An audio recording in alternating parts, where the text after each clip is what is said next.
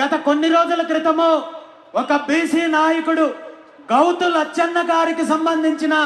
స్వతంత్ర సమరయోధులు గౌతు లచ్చన్న గారికి సంబంధించిన కార్యక్రమంలో ఒక బీసీ సామాజిక వర్గానికి చెందిన మంత్రి పాల్గొన్నారని, అదే కార్యక్రమంలో మరో పార్టీకి చెందిన నాయకుడు పాల్గొన్నారని చెప్పి ఆ మంత్రి గురించి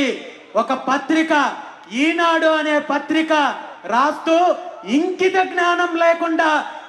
ఈరోజు మరో పార్టీకి సంబంధించిన నాయకుడితో కలిసి కార్యక్రమంలో పాల్గొన్నారని చెప్పి ఈనాడు అనే ఒక పత్రిక రాస్తుంది. అదేవిధంగా తిరుమల తిరుపతి దేవస్థానంలో 3 సార్లు సభ్యుడిగా, టిటిడి పాలక మండలి సభ్యుడిగా చేసిన ఒక బీసీ సామాజిక వర్గానికి చెందిన నాయకుడు అక్కడ ఒక గెస్ట్ హౌస్ నిర్మించి స్వామివారికి సేవ చేయాలనుకుంటే అతని మీద ఆంధ్రజ్యోతి అనే ఒక తోక పత్రిక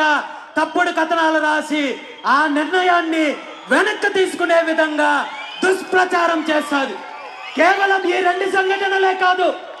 ఎక్కడైనా రాష్ట్రంలో